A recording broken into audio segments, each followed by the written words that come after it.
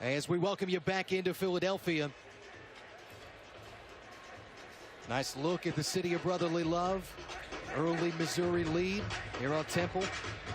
As the two teams on the back end of a home-and-home from a year ago. Matt Martucci, Mark Adams, and the bracketologist Joe Lunardi. No, it's only early December, but we are talking brackets. And at Temple, if we're initiating that discussion, Joe, they've caught your eye, but still work to do, I guess. Sure, but walking through the building, the Temple fans are clearly paying attention to their status on the national landscape. They know that they made a statement in Orlando, and you know, that's a pretty rigorous schedule. The last couple, the win over Davidson, a team that many of us picked in the Atlantic 10. Temple usually backs away from no one. Aaron McKee continuing the scheduling tradition of his mentor, John Chaney. And don't discount that win over Southern Cal either. I think the Trojans will be right there on the bubble, and Temple will as well. Might be too early, Mark, to really be talking about it, but we know, particularly for teams outside those Power 5 conferences, every kind of win counts. They don't get much slack. Well, the good news for Missouri is they're in the SEC. And while they've gotten off to a difficult start at 4-4, how do you evaluate them right now? I look at the SEC as the kind of league where the Tigers need to think about being in the top 6.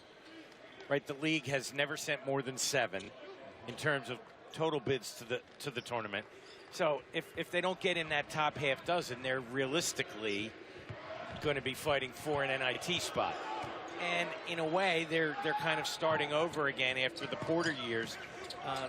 They may think they're behind schedule, but as you say, so many more opportunities for teams in the power conferences that this is almost like exhibition season. Yeah.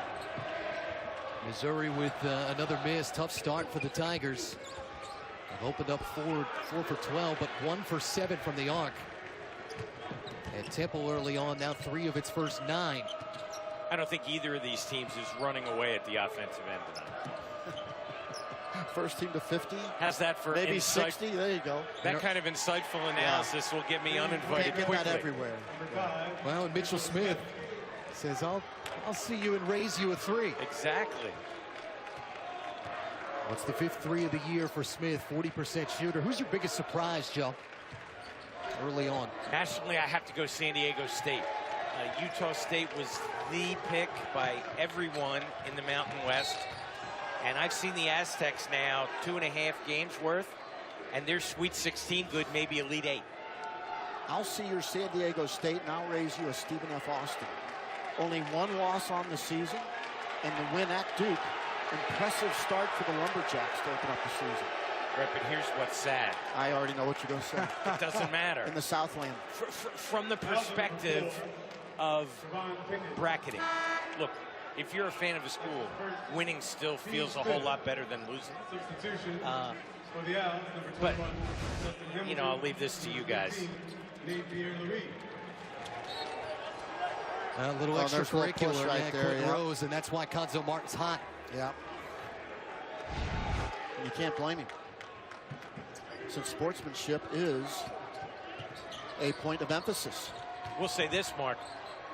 Stephen F. Austin was much better at handling their prosperity than Evansville was after its big upset at Rupp Arena. I think they lost 3 in a row.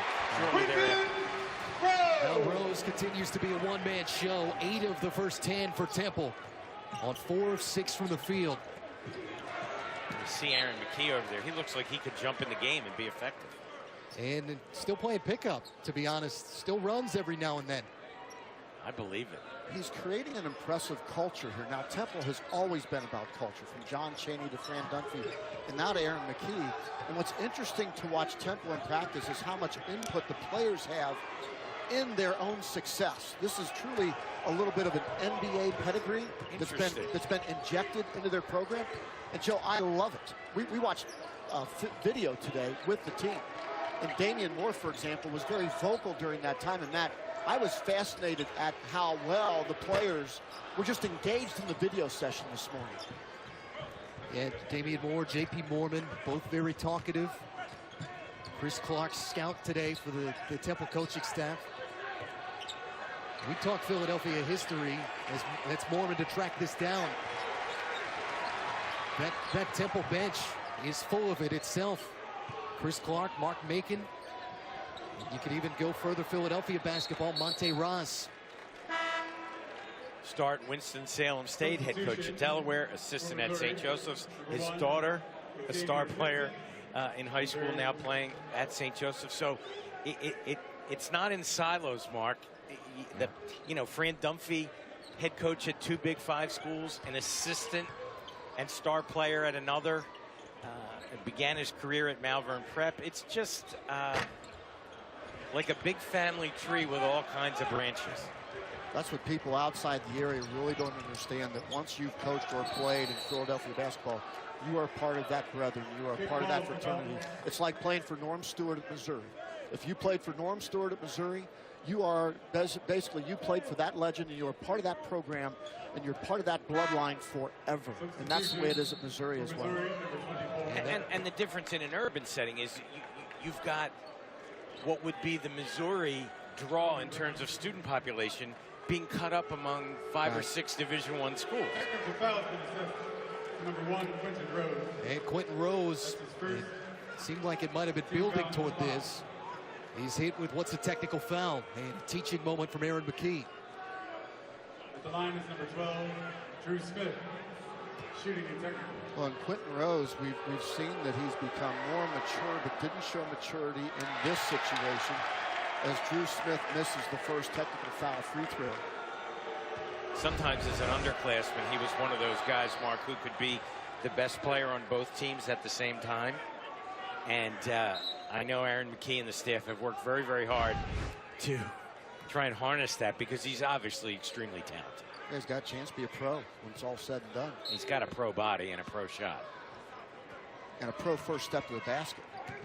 That's what differentiates him, I think. Good And shot. there's Smith. Design play off the inbounds. And what's now the 6'3" of the year for Drew Smith, who they call an old soul. Doesn't really pay that much attention to stats.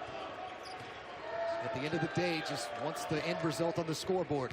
I love the way Missouri is playing with desperation here tonight. They need a win, and they are showing the Conzo Martin way to play basketball. They figured to be just a bit cranky coming off of that loss to Charleston Southern. Yep.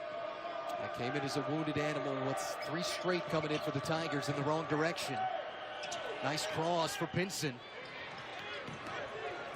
And Pierre-Louis able to grab it out of the air. And Hamilton running the break, counted, plus the foul.